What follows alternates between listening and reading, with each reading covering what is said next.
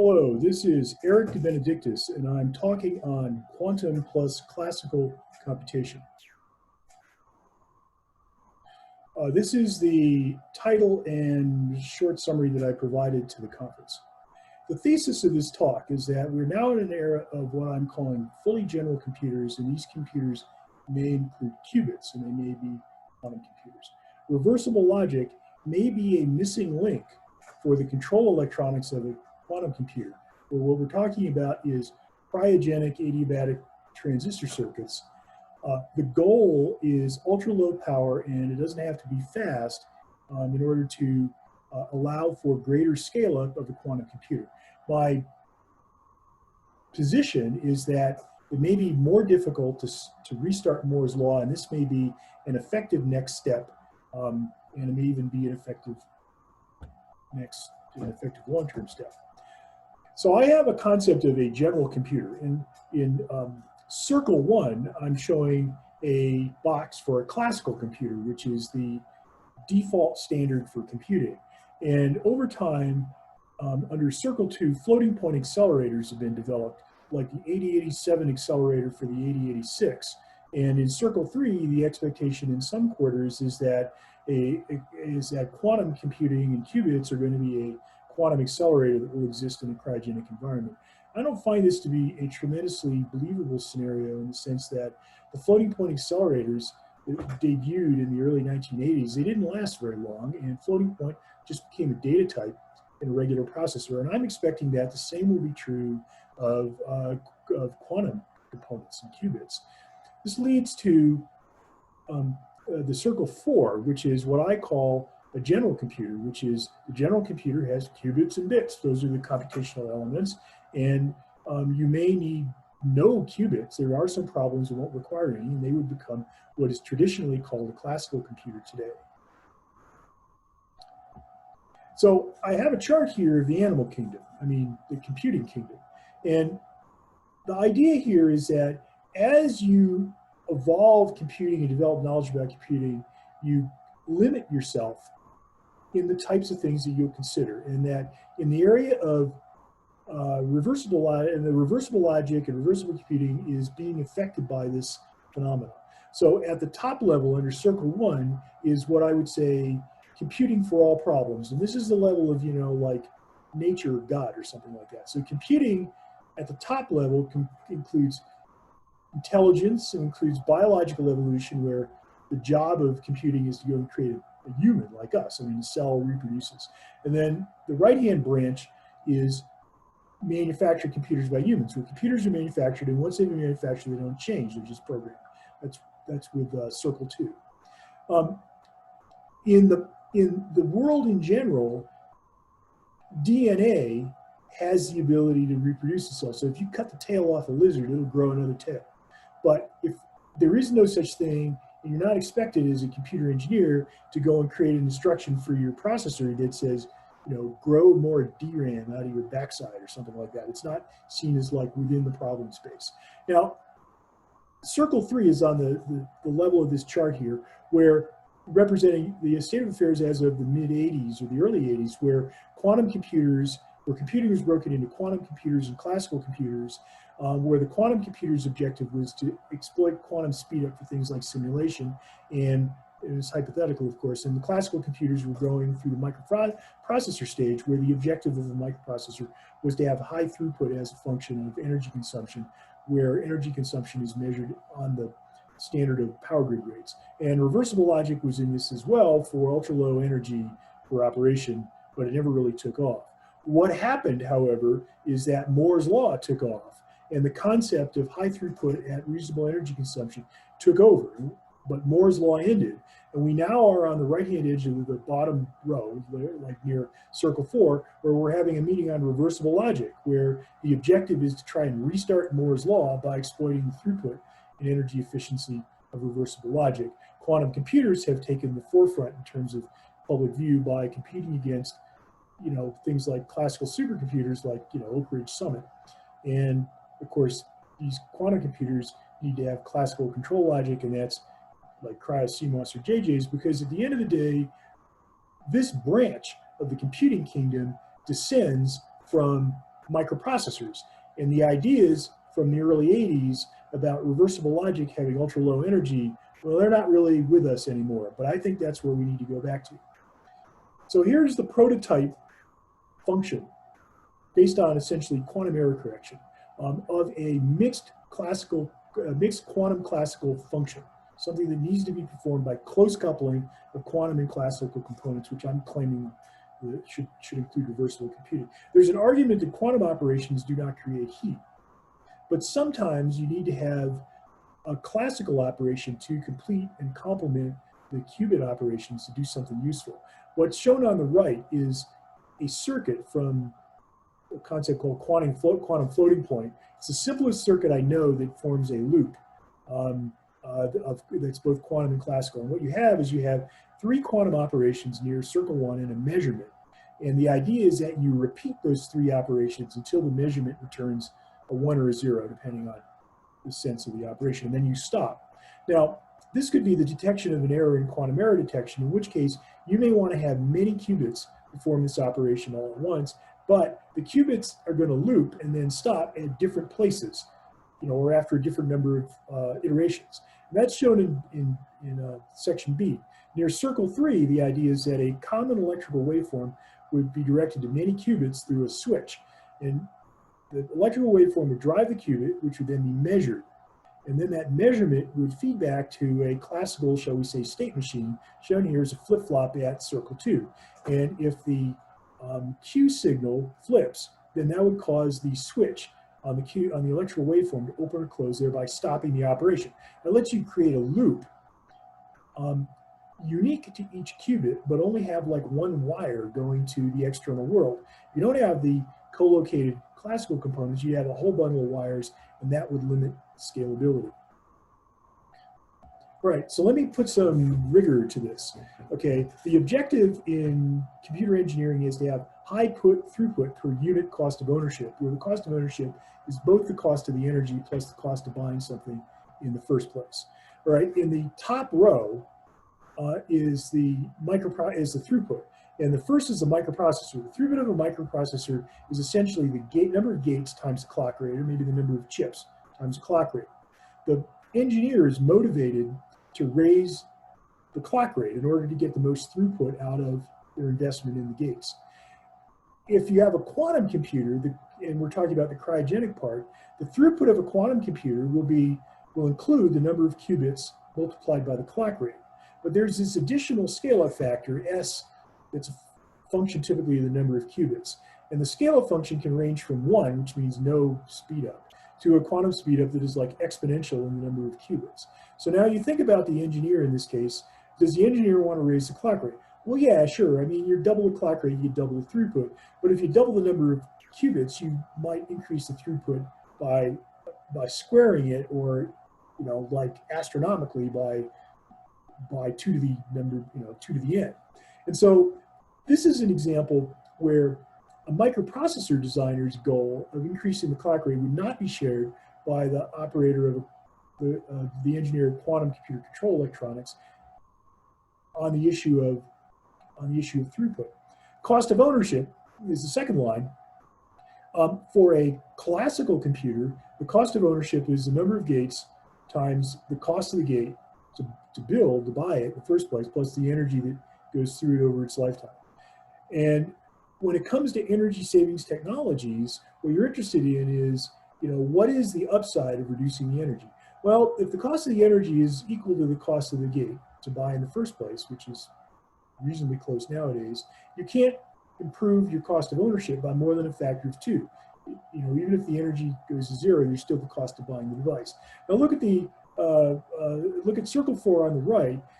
The same dollar gate, cost of the gate plus the cost of the energy appears in this expression, but the cost of the energy is multiplied by the cooling overhead, because each watt of energy has to be accompanied by, like 1,000 watts of energy to remove that energy to room temperature for the classical components only. This changes the willingness of an engineer to embrace an energy savings technology such as reversible computing, because essentially the energy is now 1,000 or more times as expensive, and it makes a close call in terms of energy savings technology, makes it like into a no-brainer. It's just really obvious that you need to do that. The rest of this slide is just a little bit more detail you can look at later. Now, the previous slide was sort of an argument at the level of ought to be. And ought to be, reversible computing ought to be useful for quantum computer control electronics, but let's look at some specific data. The right-hand graph is a chart of the power dissipation of CMOS circuits near circle 1 and adiabatic reversible circuits near circuit 2, circle 2. What you'll see is that as the clock period gets longer or the frequency goes down, both the families experience a decrease in power. But that decrease is linear for CMOS and quadratic for 2-level. Now, a microprocessor designer would look at this and say, yuck, I can take my 1 gigahertz microprocessor, run it at megahertz, and the logic becomes a lot more effective. But at the end of the day, it doesn't really help because the energy is not that big a cost element anyway. And besides, who's going to buy a 1 megahertz microprocessor? At the quantum level, you say, well, let's look at this. If you slow down the logic from a gigahertz to a megahertz, you can save 10 to the 7 in energy.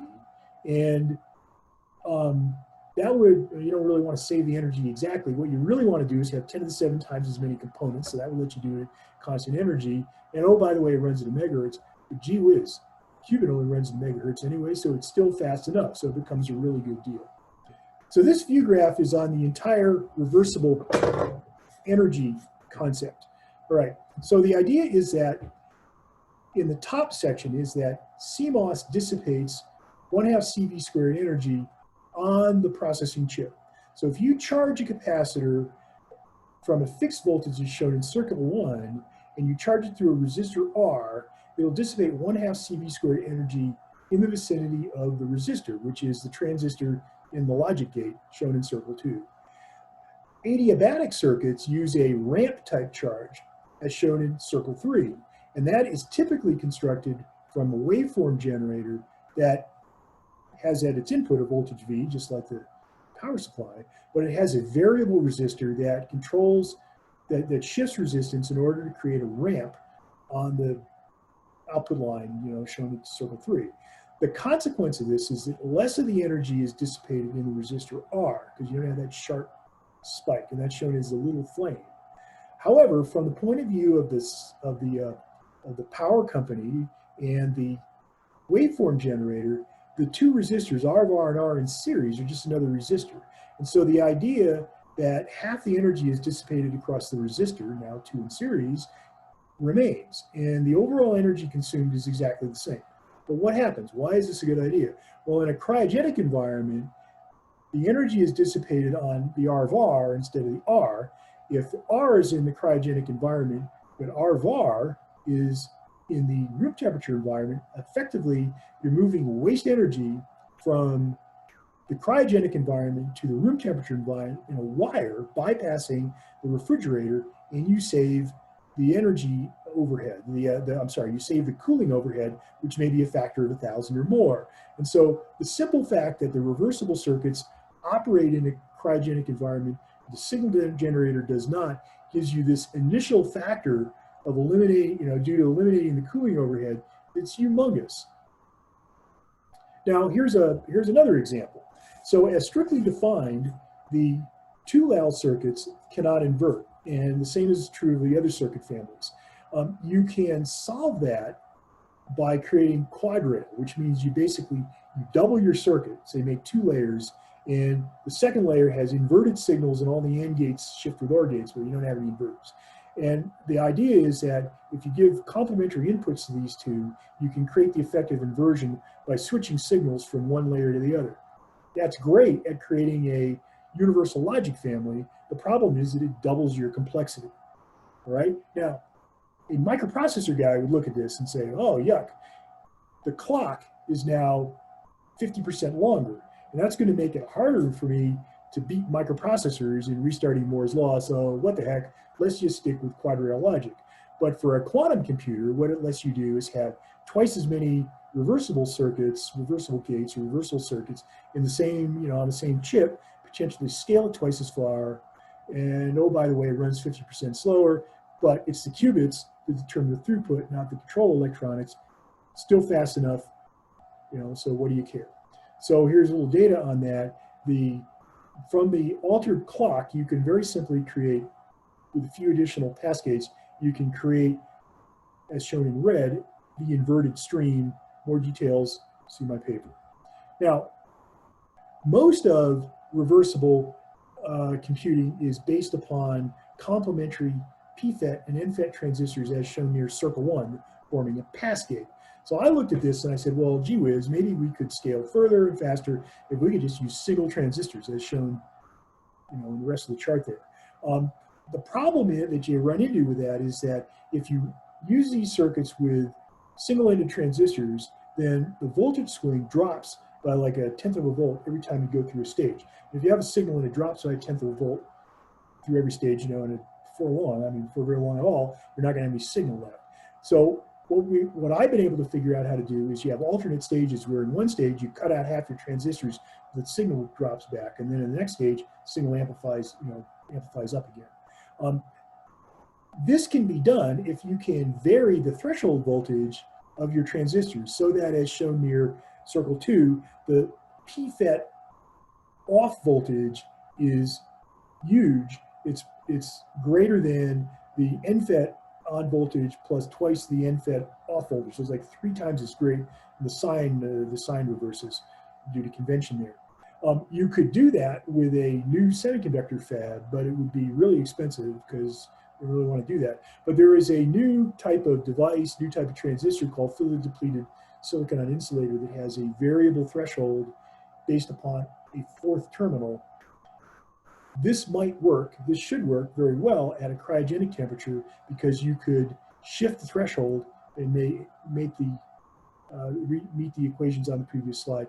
At room temperature, it's far more difficult because the steepness of the turn-on voltage is a lot less at a higher temperature, and you would probably not have enough ability to change the threshold. Maybe that's a topic for further work, but it would be more difficult. In conclusion, the interface between quantum and classical information is unique. The quantum control environment allows a different path through the computing kingdom. So if you're going after quantum computer control electronics, the engineer is affected by a different set of assumptions. The changed environment alters notions of throughput. And I've said this before, it's the qubits that give you the throughput in a quantum computer, not the control electronics, so it really doesn't matter if it's slow. Furthermore, the cost of energy, the effective cost of energy, is much higher due to the cooling overhead, and that significantly impacts the choice about whether to use an energy savings technology, makes it like a no-brainer. This has led to, in this talk, the increased freedom of action, leading to a new cooling strategy that applies to quantum computer control electronics, new circuits, new devices like 4-terminal transistors, new architectures, and so forth. The goal is that perhaps we can increase the scaling of quantum computers and make them more viable at a large scale. I believe that there is a priority research direction here. We could use physical demonstrations. Without physical demonstrations, we can project better results in CMOS control electronics, such as, for example, the Cryo CMOS chips made by Intel. But we don't know what the limits are because the Cryo circuits have not been tested and the simulator models have not been calibrated to some of the extreme corners of the parameter space envelope that adiabatic reversible transistor circuits use. So we can fab, as a research direction, fab and test circuits, not with the qubits in this case, to test energy efficiency, device spread, speed, and so forth.